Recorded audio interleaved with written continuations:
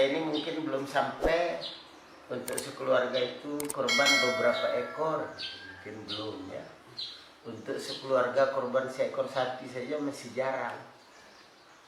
Yang biasa itu ya sekeluarga seekor kambing, apalagi beberapa ekor sapi. Ini sekeluarga 10 ekor sapi kurban dia sampaikan ke panitia kurban, kemudian dibagi-bagi. Nah itu belum biasa kita dengar ya, insyaallah. Karena memang kemakmuran yang ada di kalangan kaum muslimin itu masih terbatas. Kalaupun dia makmur, kadang-kadang juga keberkahan dari harta yang dia yang menjadikan dia makmur itu tidak tercapai.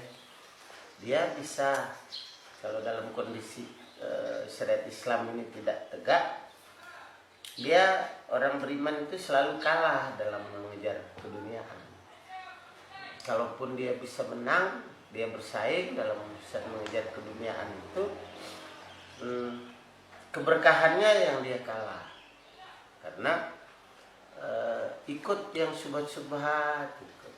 Kadang-kadang sahabat-sahabat kita ini dalam mengejar dunia itu sampai tidak lagi memperhitungkan yang subhat, bahkan yang haram pun dianggap ini masih perselisihan. Ya, ini masih selisih antara haram, dan ada juga ulama yang membolehkan, sudahlah tidak apa-apa. Jadi tidak murni memperhitungkan keberkahan. Sehingga karena tidak ada keberkahan di dalam harta itu, maka harta itu berat sekali digunakan untuk berjuang. Untuk berkurban itu berat sekali harta itu. Kalau digunakan untuk hal yang sia-sia, ringan. Dia misalnya pergi ke mall, istrinya belanja sampai jutaan sekali belanja. Ringan saja dia keluarin. Berapa itu harganya? Itu 5 juta bayar. Ringan sekali dia keluar sebentar, keluar 4 juta, 5 juta. Itu uang yang enggak ada ujung pangkalnya juga. Dia beli sesuatu yang sesuatu yang dia beli itu paling dia pajang saja di rumahnya, enggak dipakai juga, enggak manfaat juga. Ditaruh saja begitu. Dan ringan saja dia mengeluarkan uang untuk yang sia-sia itu. Itu salah satu pertanda bahwa dalam harta itu tidak ada keberkahan. Nanti giliran untuk nyumbang, ini untuk sumbang untuk pondok pesantren gitu, untuk amal jariah. Itu jangankan mau keluar 5 juta, keluar 1 juta itu berat sekali. Iya.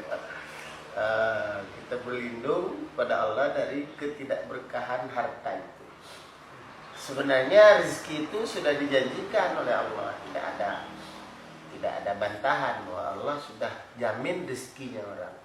Tapi berkah itu tidak dijanjikan, kita minta berkah. Rezeki itu kita minta maupun tidak diminta, Allah sudah janji, Allah pasti kasih rezeki. Dan kita tidak mungkin tidak meminta rezeki, kecuali kalau kita tidak sholat. Kita sholat setiap duduk tahiyat itu kita bilang warzuqni. Warzuqni itu artinya beri aku rezeki. Kita minta rezeki dalam setiap sholat. Allah jamin, Allah janji kasih rezeki. Cuman berkah dari rezeki itu, ini masalah lain ya. Rezeki yang datangnya dari hal-hal yang menutup, yang tertutup darinya pintu keberkahan, artinya hal-hal yang subhat-subhat datang. Sebenarnya masih bisa ada peluang untuk kita raih keberkahan dari rezeki itu, yaitu dengan cara kita memaksakan diri untuk mengeluarkannya. Kenapa saya katakan memaksakan diri? Karena pasti berat mengeluarkannya. Rezeki yang subhat itu kalau dikeluarkan dengan din itu pasti berat. Maka kita seberapa mampu memaksakan diri untuk mengeluarkan rezeki itu. Disitulah nilai kita lagi untuk nilai tambahnya, insyaallah. Ikhwan fillah, setidaknya kita yang barangkali harta bendanya tidak banyak ya, bisa juga bermaksimal dengan tenaga kita, dengan ilmu kita, apa saja yang kita mampu. Tidak, kita mengajak orang lain untuk melakukan kebaikan supaya kita dapat pahala juga. Mandala ala khairin falahu mislu ajri fa'il. Siapa yang menunjukkan suatu kebaikan, baginya pahala seperti orang yang melakukan atas petunjuk dia. Insyaallah. Baiklah, mudah-mudahan kita berkah untuk berkorban dengan apa yang kita bisa, dengan nilai yang besar, insyaallah ya, insyaallah. Dan nilai itulah yang kita kejar, insyaallah. Adanallahu wa iyyakum ajma'in. Assalamualaikum.